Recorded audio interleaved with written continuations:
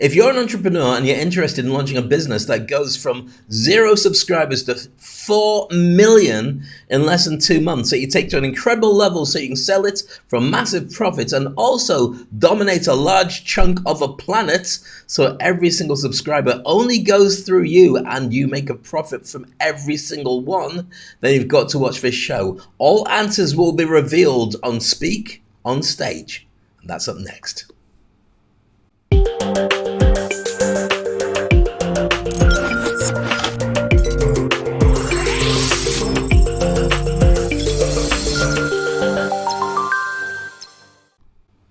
So if you've been wondering where I've been for the last couple of weeks, going, Dave, you've been very quiet. I know, I've been busy. Yeah, I'm back again. And been doing events all across the world, but one of the ones that stuck out most was MISK Global Forum, and that was in Riyadh in Saudi Arabia. Now, MISK is an incredible event aimed at young people who are starting, launching, or sustaining their own business. And this one conference over 3 days brought in over 40,000 people to attend every single day.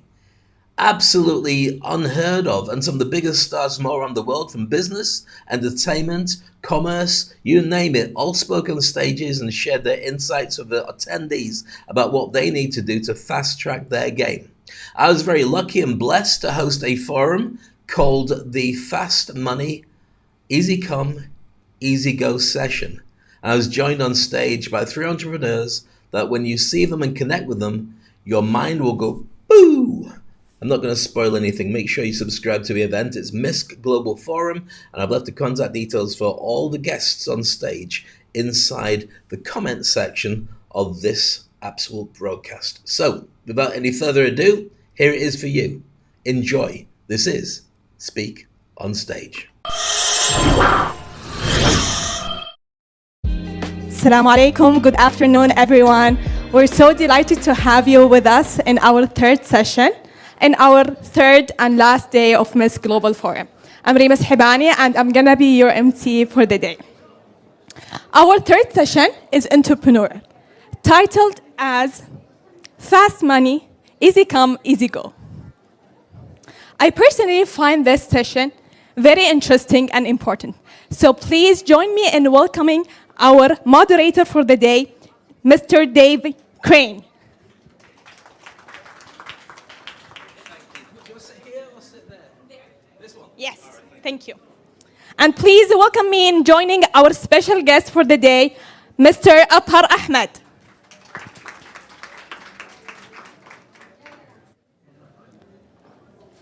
And Mr. James Hardy.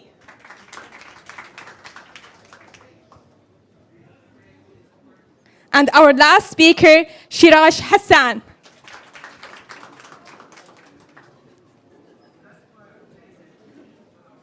Welcome, and please enjoy our session. Thank you so much. Here's the thing, right? I'd like to introduce who everybody is on the panel, so then you can Google them, connect with them on LinkedIn, and then become lifelong friends. They're very successful business owners, and you really do want to know more about them. I'm going to start off with a gentleman. Can everyone hear me okay? If I speak too quickly, let me know by going, oh. I mean, I'll know to slow down. First of all, gentleman we have on my left is Athar Ahmed. He's the visionary CEO of Legion Network, guiding a blockchain-driven super app to global success. And his expertise is blending technology with business acumen that's propelled this platform to new heights, impacting millions of people. Please put your hands together for Athar! Very good. Next to him, we have a gentleman, James Hardy, who's the head of global retail and market development for Flutterwave. Now, he's a seasoned entrepreneur and leader with a diverse background from Alibaba and many other organizations, now shaping global strategies at Flutterwave, and his journey involves invaluable lessons, which we're going to find out about. Please put your hands together. Mr. James Hardy. Oh, you've got a fan there as well. It's a good start, isn't it? Wonderful. You brought your own fan club. And last but not least, on the end there, we have a gentleman who's the co-founder and CEO of CalPay. And Shirshah Hassan is a co-founder and CEO, as I mentioned. His passion for finance and commitment to financial inclusion has positioned CalPay as a pioneering platform in Pakistan. Please put your hands together for Shirshah. Right. So, wonderful. We've got a number of different questions to ask. I'm going to lead on that. And if you do have a question later on, hopefully we'll have time for you to ask those questions. If not, I'll just carry on talking, because as you've probably noticed, I like doing that. So, let's start off, first of all, Atta. If we're looking towards the fact that your business is just off the chart, I haven't seen the growth of anything apart from maybe Threads-ish compared to what your organisation has done. Let me just, in fact, this will get a woo out of the audience. Legion Network reached 4 million users in only 2 months. Give me a woo. He's happy. They couldn't care less. What's the secret to such growth? Assalamu alaikum. Peace be upon everybody. Thank you for being here today. I think it's a great question, and I think the most important thing for me is to make sure that you have everything in place, because if you want to grow fast, of course you have to think big, but you have to have all of the things in place for the recipe for you to be able to scale at such growth. And even though 4 million users sounds great, we could have done 40 million if we learned from the mistakes that we made. So we made sure that everything was in place, from understanding the industry that we're part of, understanding the trends that are taking place, and how we could maximize our potential by combining the best trends today. For example, you see blockchain and crypto, many people still don't understand, but it was a very big trend. And if you look at the world of super apps, it's a very big trend around the world. Like, you got WeChat in China, you got many super apps now emerging. So we combined the trend of super apps that we see today with the trend of blockchain and crypto.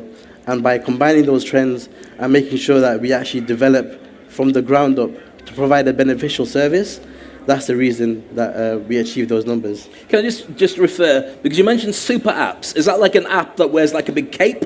Or is it, what's a super app for anybody who doesn't know? A super app is an application that combines multiple services into one place. You see many companies like Uber today, they are creating super apps.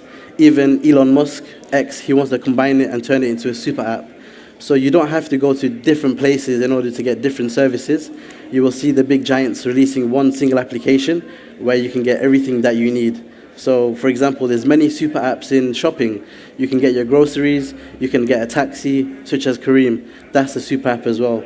So it just makes life more convenient and accessible from one place. It's a one-stop shop where you get all the data and you keep the customer without them going elsewhere. That's Absolutely, brilliant. Yeah. James, you've got vast experience in different markets, but just before we answer this question, how many people are running their own business in the room?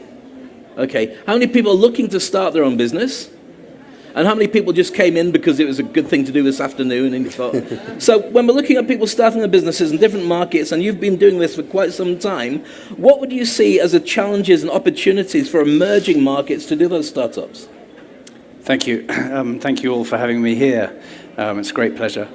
I think I've worked across Africa, across the Middle East, across India, China, and a lot of Asia, if not most of Asia. And I think the opportunities within emerging markets, it's a twin-edged sword.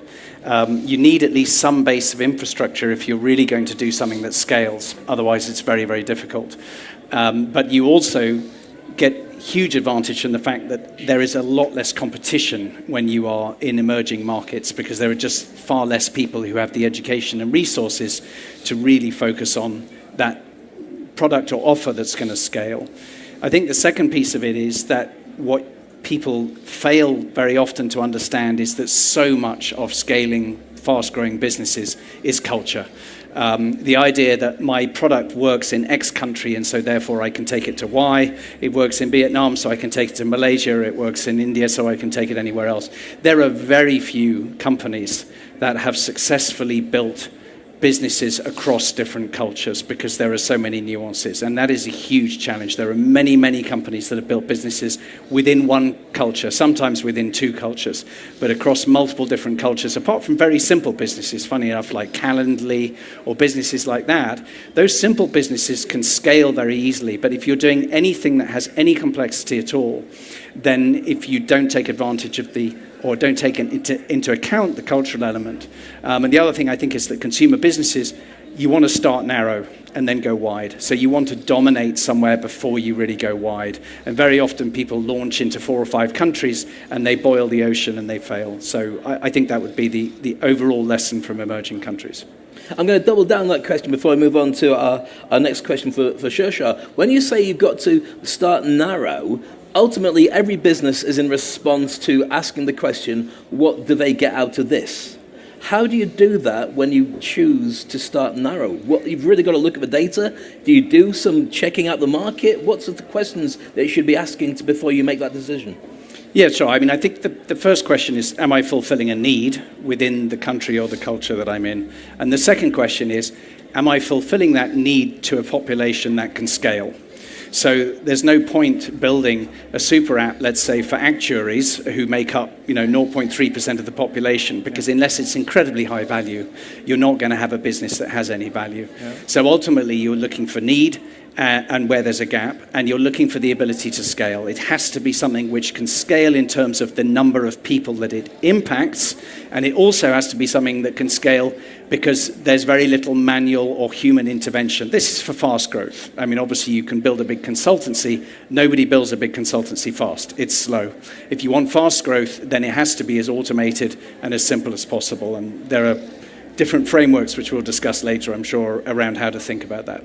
Well, thank you. We're going to get a chance to ask some questions later on. Just want to ask one little question. The formula for being paid, if everybody here understands what it is, let me just throw it out there because it'll make more sense with what we're going to be talking about in the future of today's session. The formula for being paid is this. This is why you get paid what you get paid. Everyone else gets paid what they get paid. There's 2 factors. First of all, the effect of a job that you do. And secondly, how cheaply you can be replaced by somebody else. So bear that in mind when we're talking about the discussions here about what you need to focus on. It's not just popularity, it's that certain market niche that you need to be able to hit. So moving on that point, Shersha, as CalPay focuses on financial inclusion, what advice do you have for startups like we might have in the room to address social challenges through what you do? Thank you so much, Dave. Assalamu alaikum. It's a pleasure to be here. I'll go back to 21 when we started off CalPay. So CalPay started off as a buy now, pay later, very similar to what you see in Saudi Arabia. You see Tamara, you see Tebi. We were the largest buy now, pay later in Pakistan at one point. And gradually over the past 1 year, our thesis has evolved, and now we are doing impact financing. So in Pakistan, you see that there's a big issue of financial inclusion. And just for comparison, probably there are more credit cards in one district of Riyadh than all of Pakistan combined, and those are the numbers that we're looking at. So what we wanted to do was that how can we, through our products, give back to the community, give back to the society, and that's where we started doing education financing. We do productive asset lending. So for example, in Pakistan, we work with Kareem, and all the Kareem captains can exclusively get a smartphone on installments through us. Now these are the segments, or these are the clusters which no financial institution or no bank was catering to. So that's how we are giving back to the society and creating that impact.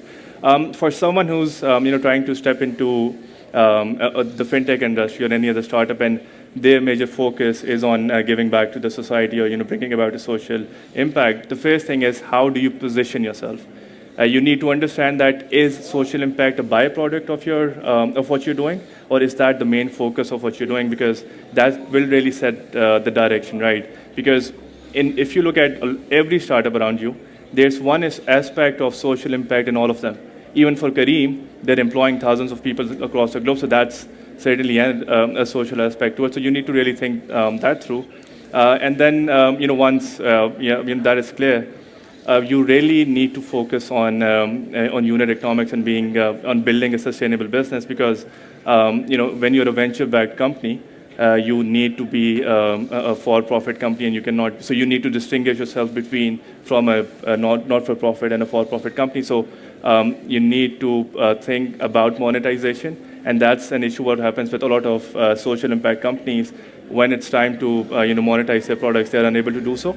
So those 2 things I think should be on the top of their mind if they're thinking about bringing about social impact through their products. Does everybody understand the difference between non-profit and not-for-profit?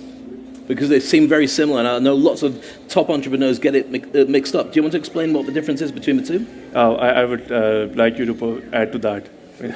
Okay, so non-profit means you don't make a profit. Not-for-profit means that everyone gets paid, Yeah. But you're not looking to make money out of the organization. You put it back in to grow and reach more people. So there is a big distinction to make. So we've got lots of questions I want to ask, but I want to just stick on the fintech thing. How many people here are into fintech, cryptocurrency, and you've got a wallet?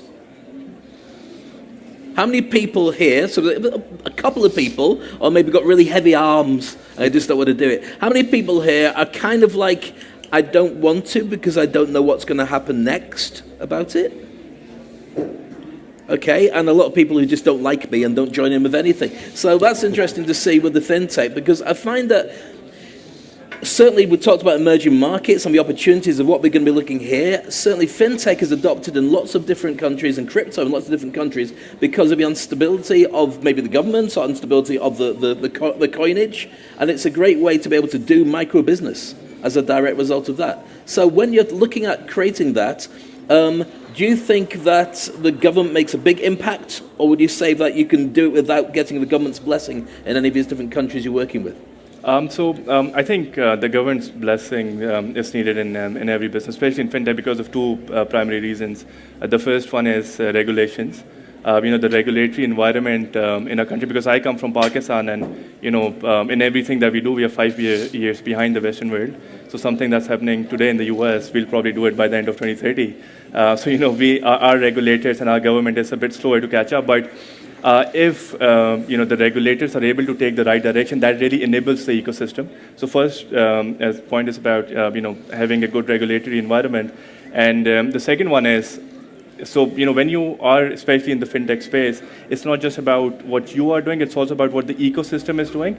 Because, for example, if I am trying to digitize lending, I won't be able to do that if I don't have other players in the ecosystem who can help me digitize payments, for example. The biggest issue that we face in Pakistan currently is that it's a predominantly cash-driven economy. So I've seen people, carry up to $500,000 riyals in cash because they had to buy a car. That's how expensive cars are in Pakistan, by the way. And that's a big use case because because of various reasons, tax evasion and whatever. But you need to enable the whole ecosystem, and that's where the government's roles comes in. Not one player can bring a change. It's about building those partnerships, working together, and that's what we're right now really focusing on too.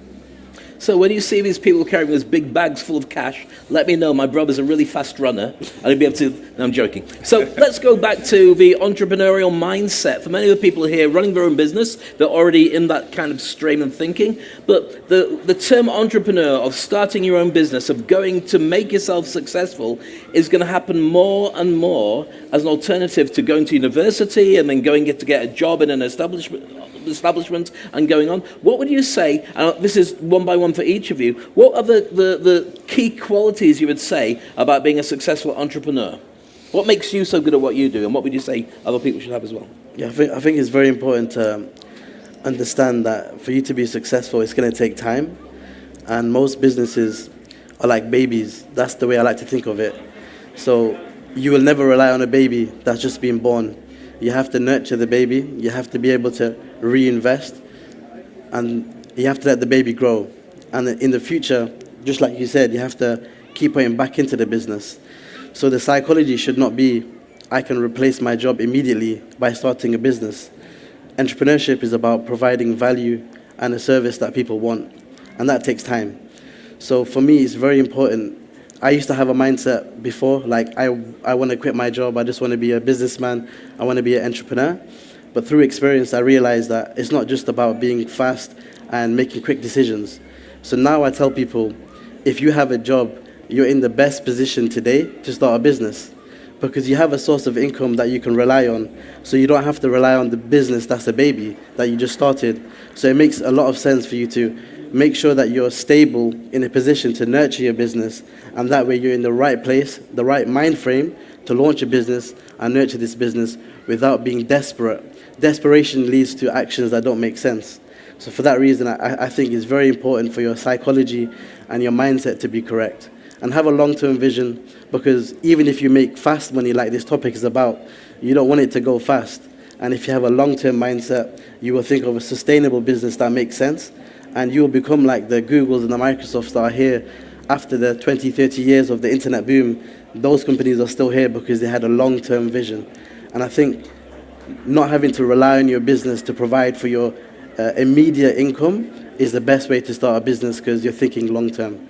It's a great answer. Not everybody has that luxury, but it's good if you can start doing that because it means that your side hustle is effectively what is like a sidecar next to a motorbike. You can grow your business and choose to jump onto it as to when you do and so on. So, James, what's your thoughts on that? What makes a great mindset for an entrepreneur?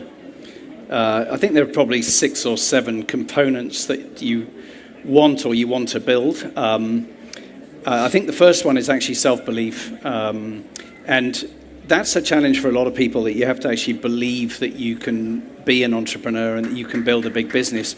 And to some extent, I think that comes to people at different times. I would love to be like these guys in their 20s. They were building these businesses. I started my first business when I was 44, and it became the largest Europe to China exporter in our sector. So it became quite a big business. But I didn't have the self-belief when I was in my 20s or early 30s, and really I went down a corporate route. So I was sort of building skills. I was learning about M&A. But I think self-belief is huge, and if you don't have that self-belief, there are ways you can go and get it, and you can read a lot about from all these gurus out there, people like Tony Robbins and people like this, who can really teach you about self-belief, and that's a big part of it. So I think you have to believe. I think you also have to have a very big vision, because if you don't have a big vision, then it won't drive you to doing the work. I think the other thing is you have to spend time with the right people. And there's a ton of research that we are the average of the 5 people we spend the most time with. And that applies to your weight, that applies to your health, it applies to your relationships, and it definitely applies to your business mindset, where if you're spending time with people who say it can't be done or it won't be done, or if your partner constantly tells you it can't be done or it won't be done, it's very, very difficult to succeed. It's another piece. You want to be spending time. I think the other piece is to actually be lucky, and luck is not a matter of luck. And again, there's a lot of research on this. The luckiest people are those who say yes. So you get out, you go to events. If you're asked to something, if you're asked to a party, if you're asked to go somewhere, you generally say yes. And I think that's a really, really big piece of it. I think the other thing is that you're constantly learning. In the era of the internet, there is no excuse not to be able to very, very quickly learn. I think books that you read about Bill Gates and everybody talking about the luxury of learning, and that he's reading all these books, you can learn so much in a 1-hour video from Ray Dalio or any of these guys who build these huge funds. Exceptional. So I think learning is a really, really key part of it, is to decide on the area that you're looking at and to learn really fast. And there's a lot out there. And I think the other thing is liquidity, which is what you're talking about, which is desperation. When you're desperate, you make bad decisions. So build at least a pool of cash and keep a pool of cash. It's such a simple thing to say, so that you are making good long-term decisions. You're not desperate. You don't have to take the first thing that comes along. And then finally, the 7th factor, I think, is to think like a producer and not a consumer. And there's a book which I absolutely love. I'm not a fan of the title, but it's called Millionaire Fastlane. It's a stunningly good book to understand money and to understand how to build businesses fast. By far the best book I've ever come across. And he talks endlessly about thinking like a producer, not a consumer. Every time you're in a shop, it's not, oh, why do I like that product? It's, oh, what did they think about when they built that product? Every time you're using a product, every time you're using an app, a super app, what is it I like about this? Not, how can I just consume more and more? And that completely changes your mindset. When you start to think like a producer, not a consumer, it changes your mindset in everything. When you rent a car, you're thinking, how can I rent cars to people? Not, how can I be renting a car? When you buy a product, you're not thinking, how can I buy this product? You're thinking, how can I be the person who produces this product? It's a completely different mindset. That was a long answer. It's a great answer. When you said Millionaire Fastlane, who's it by? M.J. DeMarco. M.J. DeMarco. I don't know him. I've never met him. I think he's written by far the best book ever about money and about virtual businesses and digital businesses. It's a stunningly good book. Fascinating. One of the things there's a couple of things that you mentioned there. First of all, when you don't believe that you can do it, it's called imposter syndrome. Google that and find solutions to it to help you to be able to move forward with it. And also, when somebody says to you it can't be done, what they're actually saying is they can't do it, not you. They can't do it, not you. So don't confuse what they're saying with what actually is going on in your business and your mind as well. It's very important to separate that. So with that, thoughts on being an entrepreneur? You're a very successful entrepreneur. What would you say that you should do, and what makes a mindset about right? I think just building on what Athar and James said already, two things that I think are super important. The first one is that you need to have a positive mindset, because whenever we talk about entrepreneurship, whenever we talk about startups, we're always talking about the glitter and the glamour that comes with it. All the LinkedIn articles that we see, but you don't read or get to know about what goes behind it. And trust me, over the past 2 to 3 years, ever since I've been working on my business, I think it has given me moments when I've been the happiest, but it has also given me moments when I was at my lowest throughout my life. I'm not that old compared to what James said. I'm just 26, but still, in my 26-year life, I have been the lowest because of the business. So you need to have a positive mindset, and then a lot of people, 95% of the people that you come across, especially when you're, trying to lend to people in Pakistan, people, when I started my business, people said this is impossible. Let the banks do it, because it's a tricky market. There are no regulations. You cannot enforce the law. How will you do it? Even till date, some people very close to me, come and say this to me, that you should stop doing this. Probably get a job, make more money. So you need to have that positivity within you. To be able to maneuver yourself out of these circumstances. And that's going to happen time and time again. As an entrepreneur, there are times when you don't know what's going to happen next. You don't know what to do, but at the same time, you have like 30, 40, or probably 100 people within your team who are looking up to you. So probably, and I'm very open about it, probably I cried myself to sleep the night before because things got so tough. But the next morning, you need to show up at the office with so much positivity. Was that yesterday? The night before? No. Okay. I've been happy ever since. Because we can have a group hug. Okay, carry on. Sorry. No, I went to Mama Noora last night, so I'm happy. All right. But the next thing, you need to have that positive attitude, because a lot of people then look up to you as well. And the second thing that comes with it is that when you're building a business, what is it that you're building for? If you're doing it for money, then my suggestion to you is that don't do it, because that should never be the end goal of whatever you're doing. Because the last thing, even at least in my 2 or 3 year journey, the last thing that should be on your mind is that I'm doing this so I can be a millionaire. Of course, that always is the end goal. Then I'll have a big exit. I'll sell my company at $1 billion. But you need to have a different mindset. Probably think about giving back to the community. Think about changing people's lives. Think about bringing impact.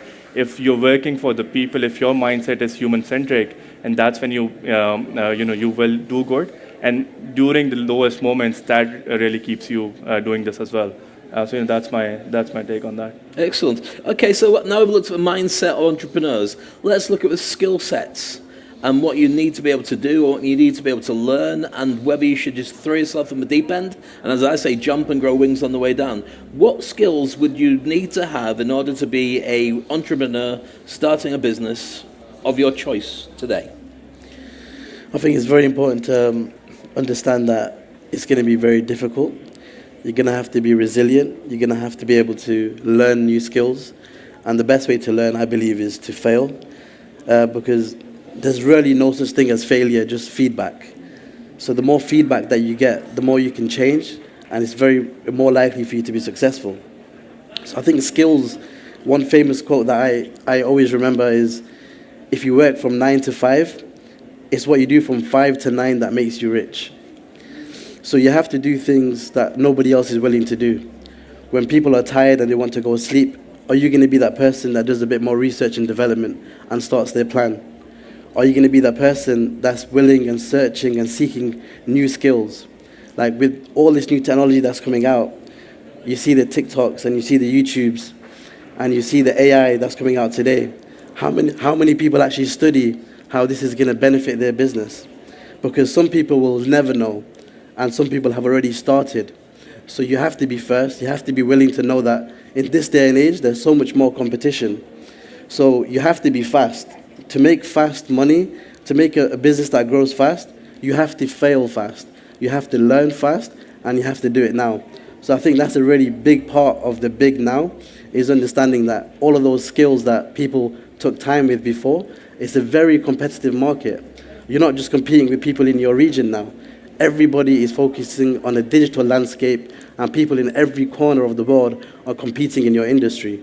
So it's what makes you different. It's going to be the will and the energy that you have that makes you different. And I think that's the main skill. Obviously, there's going to be specific skills for your industry that you have to learn. And many people have skills. Like my little brother, like he said, he's a consumer. He plays games. So I'm trying to change his mindset. There's other gamers that are producers making videos and streaming. I know people that watch TikTok all day, but then I know people that are making money via TikTok. So it's how you use your tools efficiently that can really start your business. And in this day and age, it's very easy, but only if you find how it's done. Very interesting. How many people in this room are gamers? Okay. How many people don't game at all? Look at that. Isn't that strange? I thought we'd get the same here. You know why? My wife won't let me have a PlayStation. She stopped me. See, that's true. She's probably watching. So, your thoughts on that, about skills that you need to have, James? So I think to cover the sort of universe of potential businesses and startups, obviously these require generic skills. For specific businesses, you'd need specific skills. A software business, you'd need to be able to code. If you were to look at generic businesses, I actually think the number one skill is the ability to negotiate.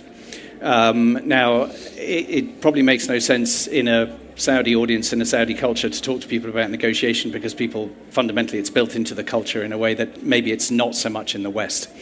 However, I think the ability to really understand all types of negotiation, not just red negotiations, I win, you lose, but also overall negotiations, how do we all win, I think is really valuable. And to understand and to even read about and to watch videos about and to really understand how to negotiate in different cultures is hugely valuable. When I started my career originally as a lawyer. I did a lot of mergers and acquisitions for many years in the US and in the UK. Well, actually everywhere really, but mainly in the US.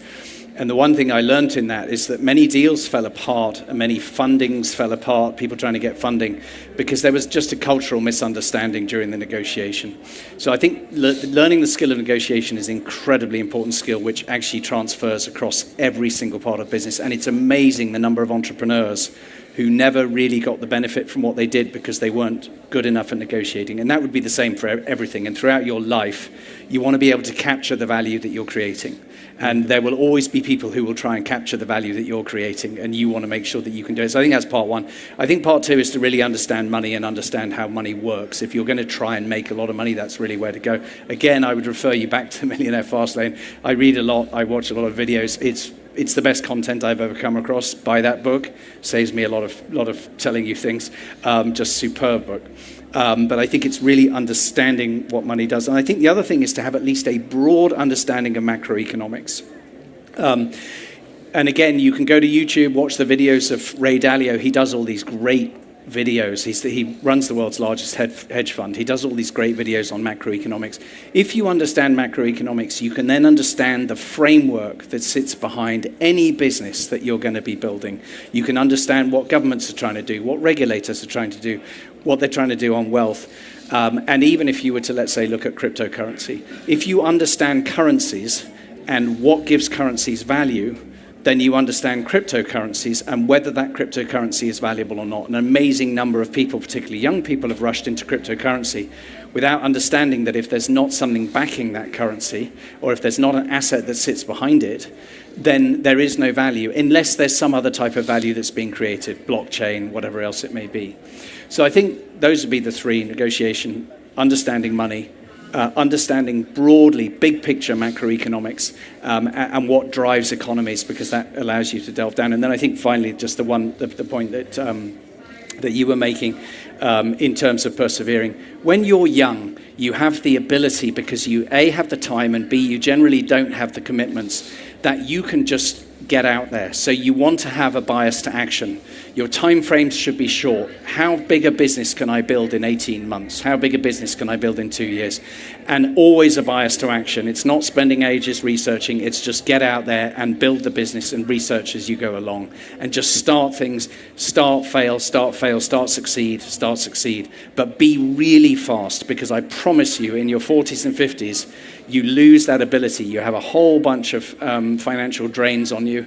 I have 3 daughters. You have a whole bunch of other people who you're responsible for, and the ability to fail goes away. So you really want to be doing it now. Start, fail, bias to action. Just move really, really fast. Be super aggressive. Saying that, what we really mean is we love our families very much as well, Yeah. don't we? Yeah, just to make sure we put that in. Okay, so skills then. What would you say are the biggest skills that you need to suggest for entrepreneurs? Just to summarize his points, I think You cannot use his, you've got to have some new ones. he's trying to say that don't get married early. Yeah. That's You're the big tip 26, of you've got the day. time to keep running, you're okay. Okay, thank God. I tell them to my family as well. Anyway, I think 2 skills that we don't get to talk about a lot. The first one is, we talked about learning, but there's a skill behind, and that's the ability to learn. Do we all have the ability to learn? And that's perhaps one of the most important skills that you need to have as an entrepreneur, because going back to Arthur's example, when you're building a business, it is like your baby. And for all of you parents here, if someone tells you how to perhaps groom your baby, you get offended. If your mother-in-law comes in and tells you that this is how you should be, treating your baby, then you get offended, and that's what happens with a lot of entrepreneurs. Because being a part of the faculty at an incubation center in Lahore, I interact with a lot of startups, and that's the first thing that you are trying to tackle, because they think they know everything. Because they have built a business from scratch. It was their baby, it was their idea, and they think they know everything. So their ability to learn, their ability to take feedback, their ability to take criticism starts going down day by day. So I think you need to be able to learn new things. And only, for example, I had nothing to do with tech. I am a financier by background, but currently, alongside with running my startup, I'm also taking courses on product. Just trying to, because that's at the core of what we do. So you just need to make sure that that ability is there. And the second thing is something that unfortunately is not present in the startup ecosystem. That's honesty. The biggest skill that you need to, perhaps the second biggest, because I think I said ability to learn is the biggest one, is that you need to be honest. You need to be honest with yourself. You need to be honest with your team. You need to be honest with your investors.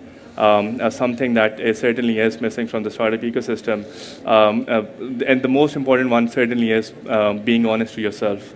Why am I doing this? Is what I'm doing the right thing to do? You don't make false promises. And I think that's something that, if I was starting my business again, I would, these are two things that I would tell myself, that, have the ability to learn and be honest and true to yourself. Okay, just make a note here. Man in crypto and fintech says must be honest. Is that what you just said? Okay, so when we talk about babies, it seems to come up in a conversation. How many people in here are parents? 1 or 2 people. Okay. How many people here were once babies? Now it's more inclusive, so we can move on with that. All right, let's go to the next question. So you've got this business, and you've got an entrepreneurial mindset. You've learned all these skills, and you jump and grow wings on the way down. What metrics should you use to be able to tell whether it's working or not?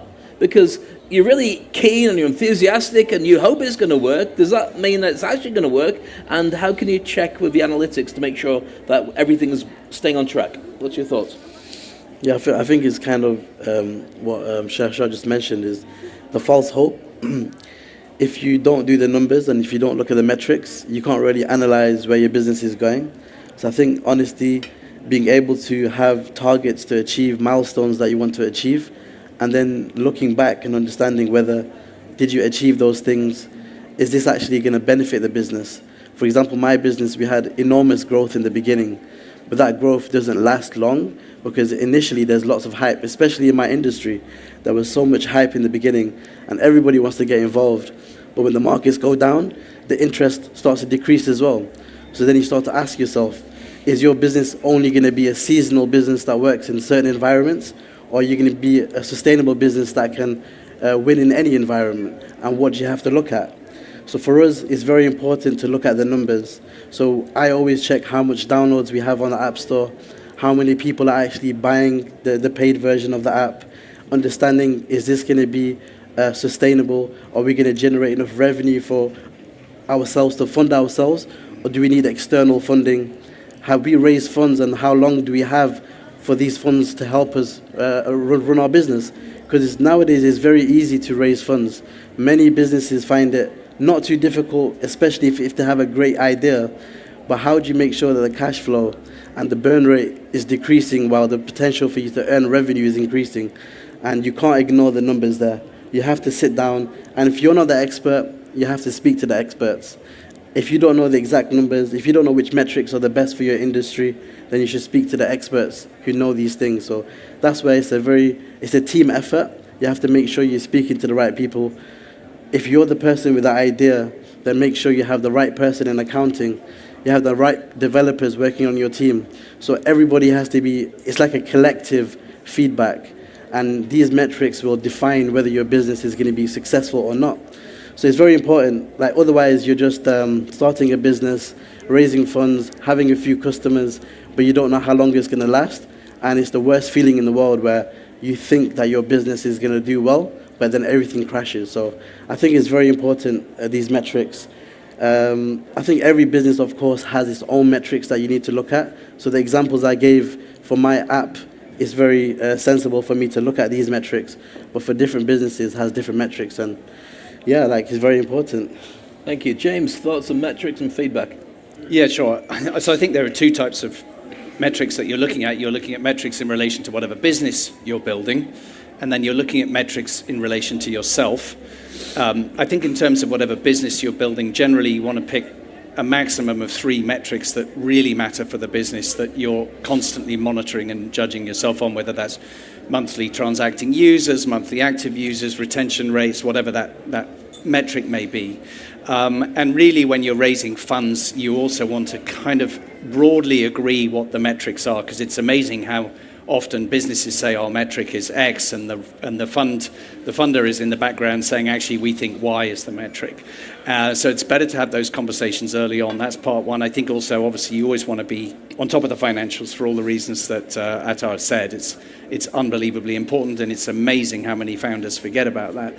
I think in terms of yourself, it's worth really understanding where you're strong and where you're weak, and where you're going to succeed and where you're going to fail. I would point everybody, there is an online test. I've done loads of them over the years because I'm quite interested in the psychology of entrepreneurship, and that I think is much better than everything else. It's called Career Leader, careerleader.com. And I think you pay $100, which is not that cheap. It's absolutely fantastic. It was built by 2 Harvard psychologists. And what they looked at is they interviewed people at the top of every single industry in the world who were firstly at the top of the industry, and secondly, they were really, really enjoying it, which matters to your point. And then they had them do a whole series of psychometric tests, and they mapped their capabilities. And then you do the same psychometric testing effectively, and it maps your capabilities to these different industries, the people who are at the top of them, and they're really happy at the top of them. And so essentially it then gives you a score, and so you can see really clearly that in my case, maybe I should go into occupational learning and development and build a business in that space, because I find it really interesting teaching people, etc. Or maybe maybe I shouldn't go into law, which I did originally, and I hated it, so I left it. And on Career Leader, it's like law, I'm like 5%, right at the bottom. So I know the test is good. And so I think it's a really, really good test. If you want to understand yourself and your capabilities and your aptitudes better, that's just a great one to do. Very good. Yeah. I think for me, every department within your company might have different metrics, and you need to be cognizant of that fact. But there is always, so we call it TOTM, the one metric that matters. So that's actually the metric that the whole company is working towards. And then, like Attar said, it can vary across different companies, across different industries. But be it the tech team, be it the business team, be it the operations team, they're all working towards one metric. And when you're starting your business, that's what you need to identify. That what's our one metric that matters, and we all look up to that. So of course, then you break that down into multiple different metrics. You distribute those across different teams, and they, all of those smaller metrics then converge and combine to become, the one metric that matters.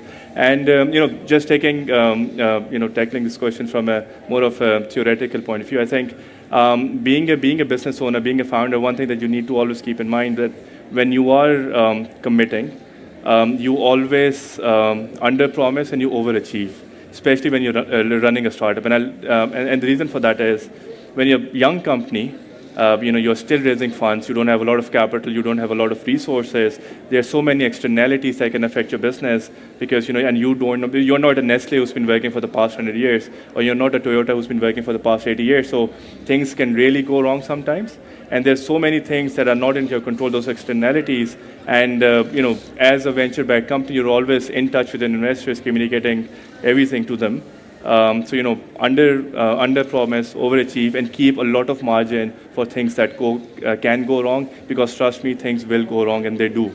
90% of the times they do. Probably I'm not a good founder then, but they certainly go wrong. So always have that room there when you're building those metrics and when you're communicating those. Thank you.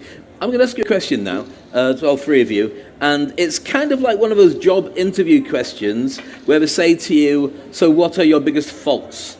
And you go, my biggest fault is I'm so successful, I don't know how I deal with it, or something like that. But I'm going to throw at you, what would you say your biggest mistakes have been in your journey?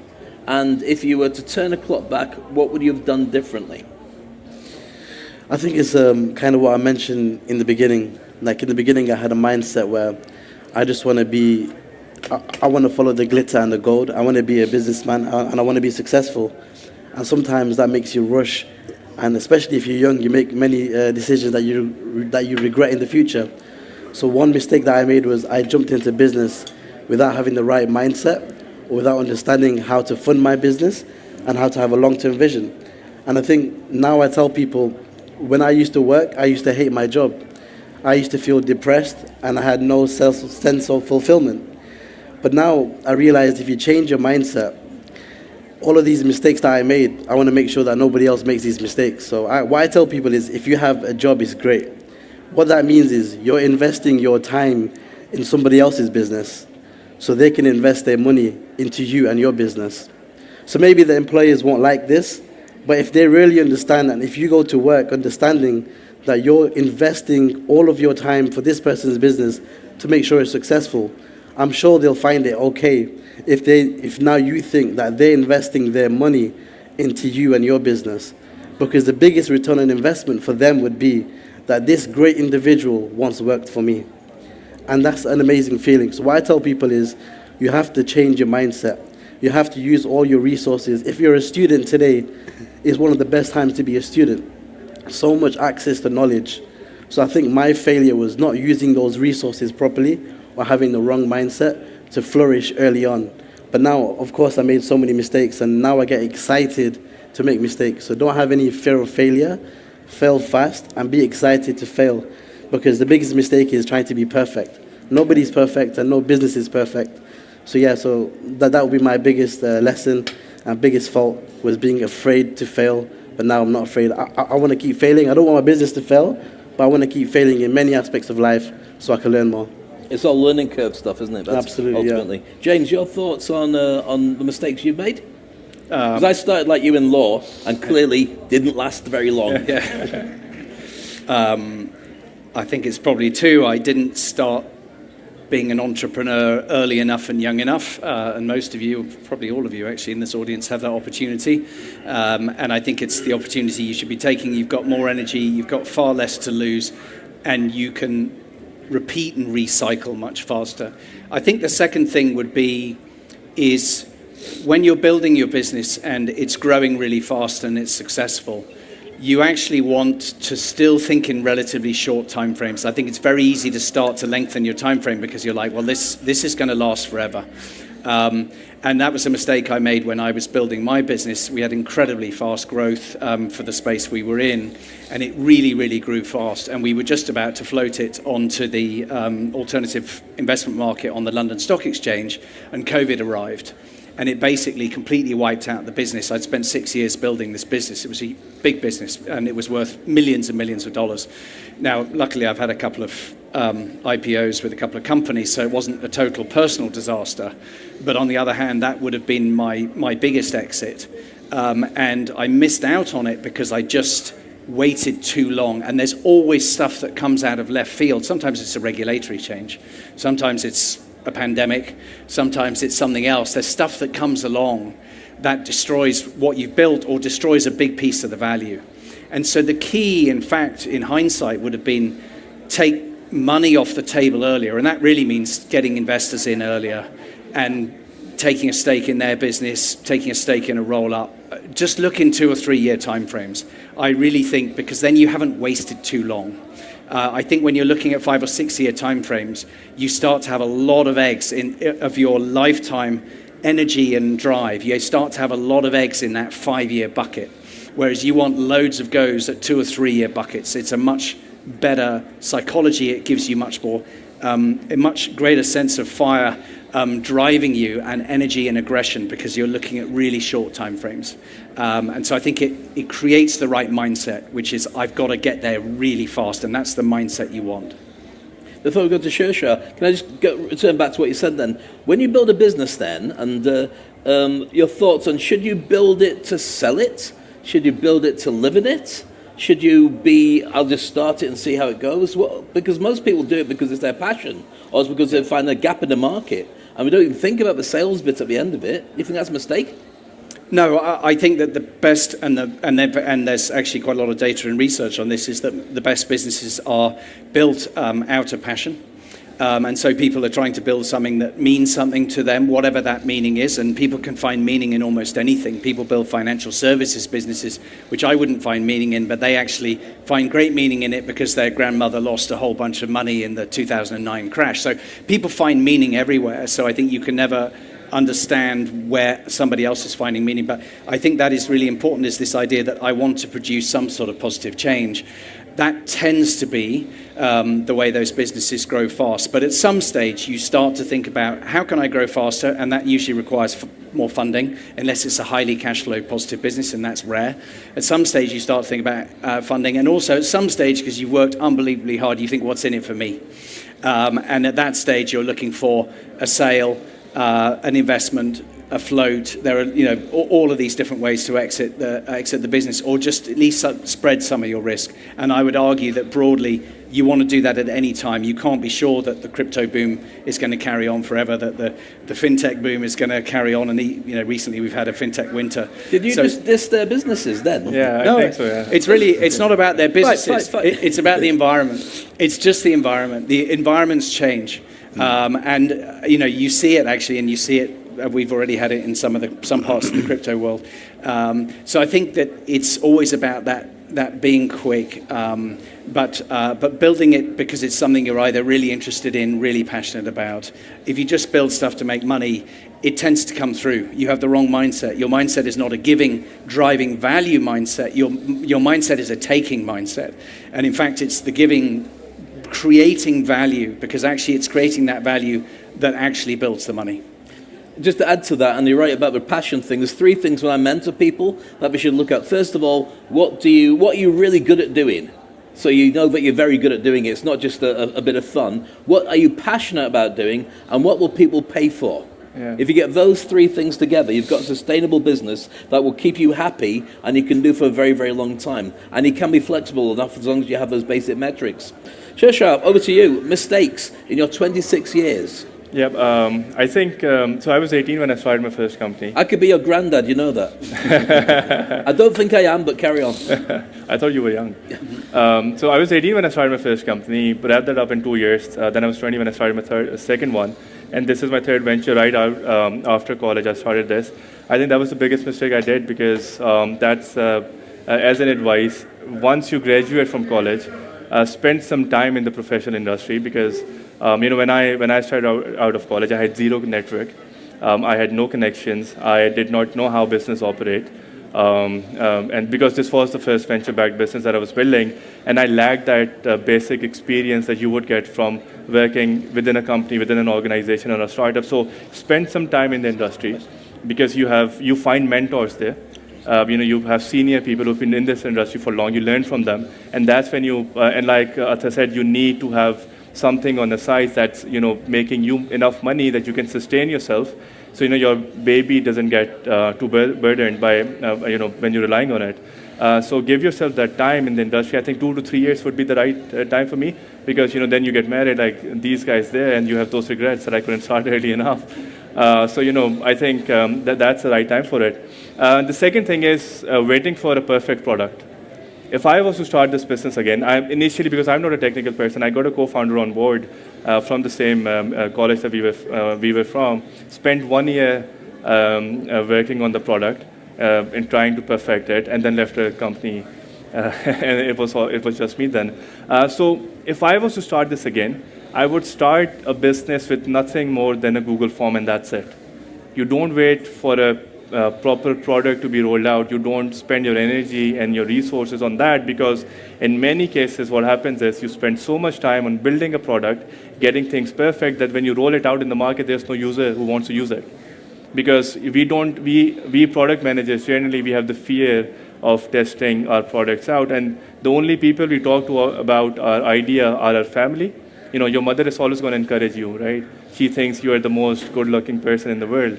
Well, we know that's not true. So if you take your idea to your friends, they'll say that it's a good idea, because if he bashes you on that idea, you probably won't be sitting with him the next day. So those people are kind of obliged to tell you that what you're working is a good idea. So what you need to do is, if you have an idea today, give yourself 3 months. Within that 3 months time frame, spend 1 month on research, 2 to 4 weeks on developing an MVP. It can only be a Google form as well. That takes a couple of hours. And then 1 month on testing it out and talking to the actual consumers.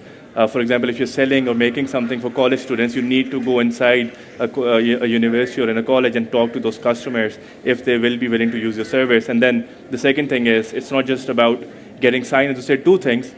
One is having customers, and the second thing is having paying customers. If I offer you something today, you might sign up for it, but the day I ask you to pay 100 riyals for it every month, you might not stop using my service altogether. So, that's how you gradually build that up. So 2 mistakes that I did, started on this too early, right after I graduated. And the second one is they're waiting for the perfect product to be out in the market. Just start off with whatever you had and get it out in the market and test it out. Makes a lot of sense. That's why you wanted to say something on the back of that, didn't you? Yeah, I just wanted to add a real-life example from Legion Network, because we kind of touched on examples in my life, but in Legion Network, I just want to give an example of a mistake that we made, and it made our business better. So in the beginning, we had some crazy growth, like we mentioned, and we expected our bills for our server to be around $15,000 a month, based on the estimation. And we had all of these millions of people joining the app, and in the first month of our bills from AWS, it was way over 6 figures. And this meant that we couldn't continue the momentum that we started, because it was not sustainable. So we made a mistake with we were not using a CDN, so this is like quite technical. If we were using a CDN, we would have not had this mistake, and that stopped us from going from 4 million to 40 million based on the momentum. So we had to learn from this mistake. And not only did we learn from this mistake, now we made sure that every part of our business and the application is cost efficient. So we had to make that big mistake, have to pay those unnecessary big bills, and that really improved our business, because now every element of our business, we really criticize whether we've architected it in the right way. We've got 3 minutes left. We can take one question and very quickly get it answered. If somebody's got a question, then you can ask it now. That gentleman there with the nice glasses on. Wait, get microphone. Say who you are and then say a question. Switch it on first. All right, hi. 3 minutes is finished, thank you. Right. So, no, go on. That was a fantastic talk, first of all. My name is Muhammad, I'm a high schooler. So this question is sort of off topic, but what unexpected ways did becoming an entrepreneur affect your life? Obviously becoming an entrepreneur it had a big effect on your day-to-day life. So what unexpected ways did it change it? I'll jump in with this one before we send it along the line. Being an entrepreneur for me meant I didn't have to get anyone else's permission to do what I do on a daily basis. I work for me, my family, and if people don't like it, it's not my problem. Except That's your my wife. one. Yeah. So, Except your wife's hijacked? permissions, yeah? That's our thoughts. Yeah, I think it's having the opportunity to share knowledge, being able to come to forums like this. It's not something that I really aimed for, but because of the success associated to what you do, you have the opportunity which you don't expect. Being able to share knowledge and inspire others. It's not something that I expected to happen at this age, but it's a true privilege. I think you need to be really clear about why you want to be an entrepreneur. Broadly, do you want the lifestyle? Do you want the toys and all the fancy stuff? Or do you want the freedom? Or is it that you want to have social impact or some other impact? And you need to be really clear, because you can get some of those things actually without being an entrepreneur. You can get the lifestyle by living in the right city at the right time. Every city has its moment in the sun, and Hong Kong in the 90s, San Francisco in the 2000s, yada, yada. Everybody was having an amazing time. You had the lifestyle, right? So I think the way it impacts your life is that your life becomes more extreme. Your highs are higher and your lows are lower.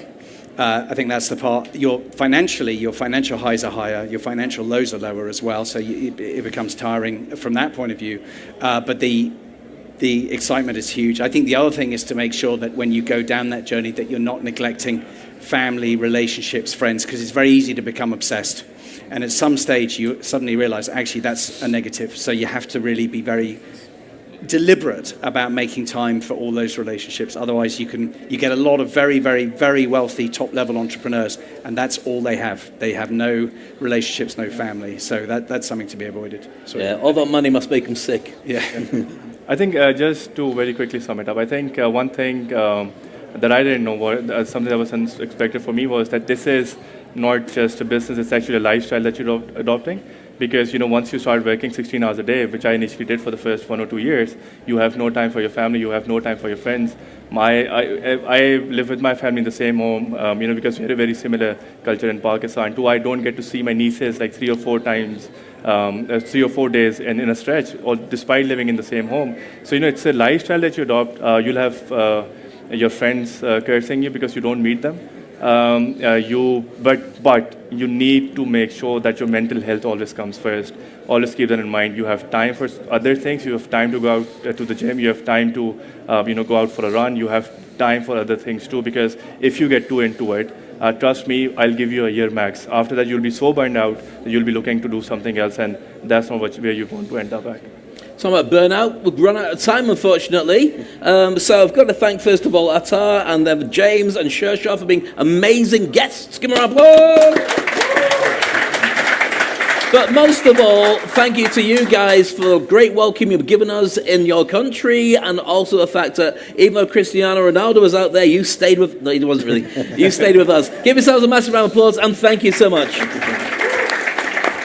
And so that's it from me. I hope you got lots of tips and insights and experience that could save you a fortune in time and money and energy as you grow your business across the world. I look forward to catching up with you in another episode of Speak on Stage. Meanwhile, make sure you connect and follow and even do business with the amazing people that we had on stage, and make sure that you come and join me next time at MISK Global Forum in Saudi. Until the next time we get a chance to chat, look after yourself. And this is Speak on Stage.